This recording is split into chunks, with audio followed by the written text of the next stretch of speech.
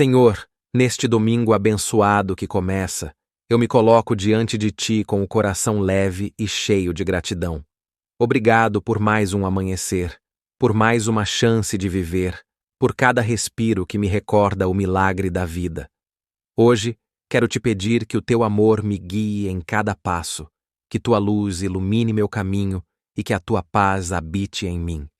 Que este dia seja calmo, sereno e cheio da Tua presença, Senhor. Abençoa minha família, meus amigos e todos que cruzarem meu caminho.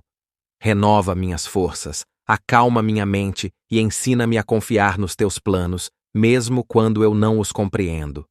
Salmo 118, 24. Este é o dia que o Senhor fez.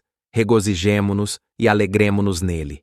Hoje, escolho viver com fé, com amor e com a certeza de que tudo o que vem de Ti é bom. Amém.